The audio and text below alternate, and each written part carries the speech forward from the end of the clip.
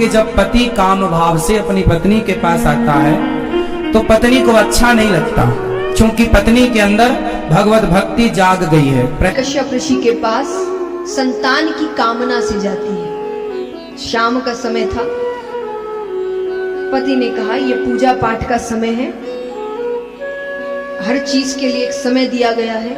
राधे राधे दोस्तों, स्वागत है आपका एक और नए वीडियो में। दोस्तों, आज की वीडियो में श्री अनिरुद्ध आचार्य जी और देवी जया किशोरी जी के श्री मुख से हमको जन को मिलेगा कि पति पत्नी संभोग किस टाइम करना चाहिए, सही समय क्या होता है संभोग करने का, जिससे अच्छा संतान प्राप्त हो सके, क्योंकि बहुत लोगों को ये मालूम नहीं होता है। आप वीडियो पूरा देखिए, तभी जान पाओगे। दोस्तों, कमेंट करके जरूर बताना कि आप इन बातों से सहमत हैं या नहीं। वो पत्नी आई हमारे पास सवेरे सवेरे, बोली गुरुजी हमारा मन भगवान में लग गया है। ये तो बहुत अच्छी बात है, लेकिन हमारे पति जो हैं अभी तक उनका मन भगवान में नहीं लगा, और वो हमारे पास आते हैं और हमारे पास आकर के वो प्रेम का इजहार करते हैं। हमें तो सारे विषय वासनाओं से मन हट चुका है, मन भगवान में लग चुका है, लेकिन हमारे पति देवता का मन अभी तक भगवान में नहीं लगा। हम तो ब्रह्मचारी बन के अब रहना चाहती हैं, पर हमारे पति अभी ब्रह्मचारी नहीं बन पाए। क्या करें? हमें बहुत मन से असंतुष्टि होती है जब हमारे पति हमारे पास काम भाव लेकर आते हैं। हमारा मन बेचैन हो जाता है कि हमारे हृदय में जो कृष्ण है पता नहीं वो निकलकर बाहर ना चले जाएं। ऐसा उस बहन ने मेरे से सवाल किया कि जब पति काम भाव से अपनी पत्नी के पास आता है तो पत्नी को अच्छा नहीं लगता, क्योंकि पत्नी के अंदर भगवत भक्ति जाग गई है, प्रेम जाग गया है।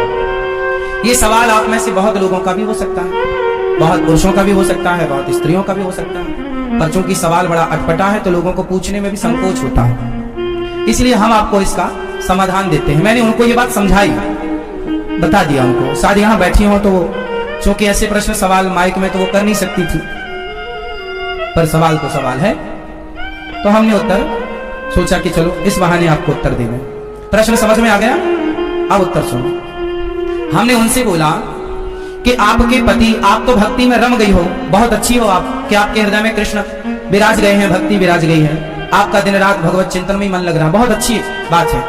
लेकिन जो आपके पति हैं अभी उनका मन विश्व में है, और यदि आपने भी इनकार कर दिया कि आप हमारे पास मत आओ, तो आपके पति फिर पराई स्त्री के गामी हो जाएंगे, वो दूसरी स्त्रियों के पास जाने स्टार्ट कर देंगे, वैश्याओं का गमन करने लग जाएंगे, वैश्यागामी हो सकता है इसलिए तुम्हारा पति।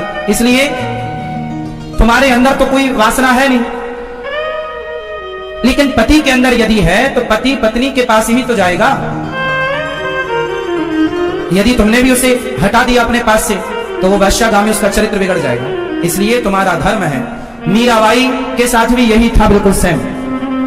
मीरा का विवाह बचपन में कृष्ण से हो गया था, मान लिया था उन्होंने पति कि मेरे तो पति गिरधर गोपाल हैं, लेकिन फिर भी उनके माँ बाप ने जबरदस्ती उनका विवाह भोजराज से कर दिया, जो राणा के बेटे हैं। तो भोजराज राणा के साथ उनका विवाह हुआ।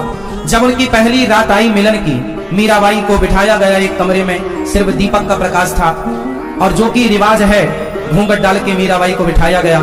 तभी रात्रि को, पहली रात्रि पहला मिलन जब भोजराज आए तो मीरा ने अपना दुपट्टा, अपना मुंह खोलते हुए भोजराज से कहा कि ये दुनिया कहती है कि आप मेरे पति हैं, कि ये दुनिया कहती है कि आप मेरे पति हैं, पर मेरी अंतरात्मा तो कहती है कि मेरे पति केवल कृष्ण हैं।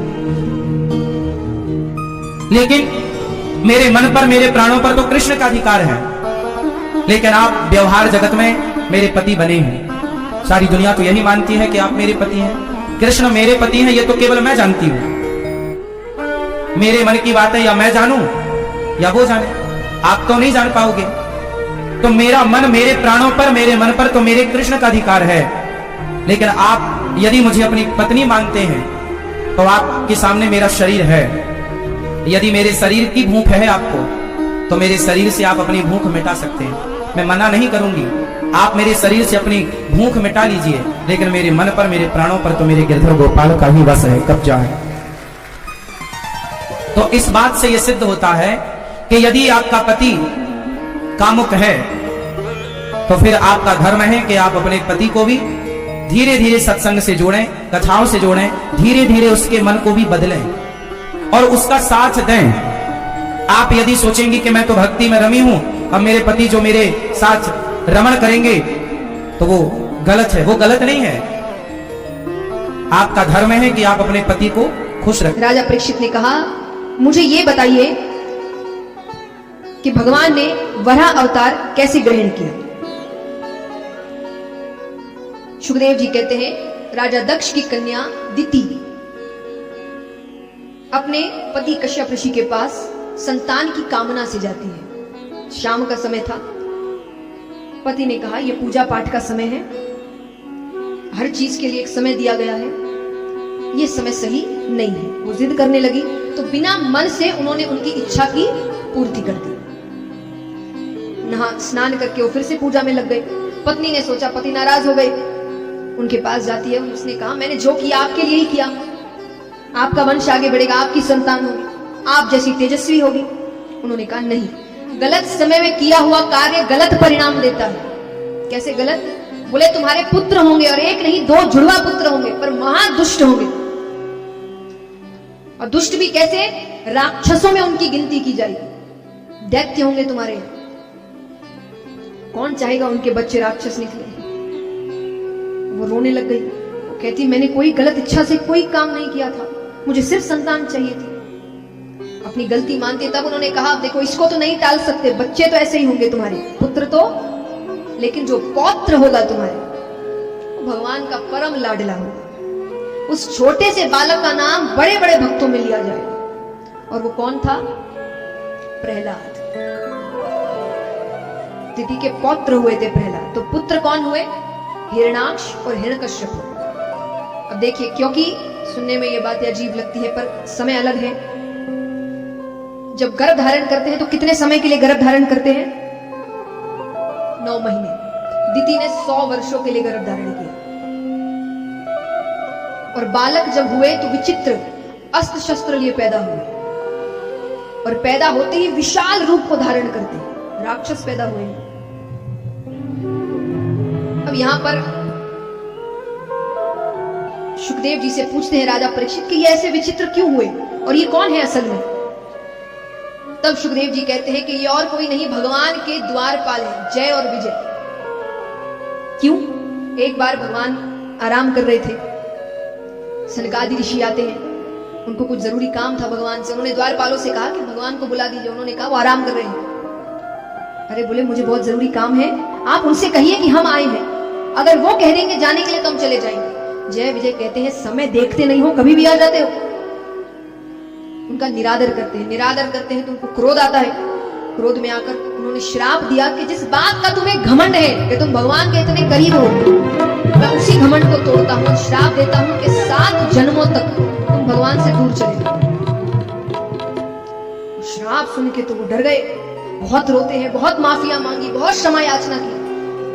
तब वो कहते हैं कि श्राप को टाल नहीं सकता पर कम कर सकता हूं। 7 जन्म की जगह 3 जन्म हो सकते हैं, लेकिन 3 जन्म में तुम्हें भगवान से ऐसी दुश्मनी लेनी पड़ेगी, इतनी दुश्मनी कि भगवान को तुम्हारे लिए अवतार लेना पड़े।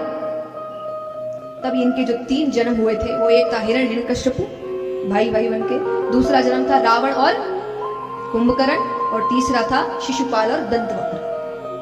ये 3 जन्म हुए थे जब ये तीनों ने भगवान से अत्यंत दुश्मनी ली है। तो यहां पर 2 पुत्र हुए, हिरण्याक्ष और हिरण्यकश्यप। हिरण्याक्ष होते हैं वो समुद्र की विशालता देखते हैं और उसको युद्ध के लिए ललकारते हैं। समुद्र ने कहा, मुझसे युद्ध मत करो, मेरे तल पर पृथ्वी रखी है, इसको लेने कोई आएगा।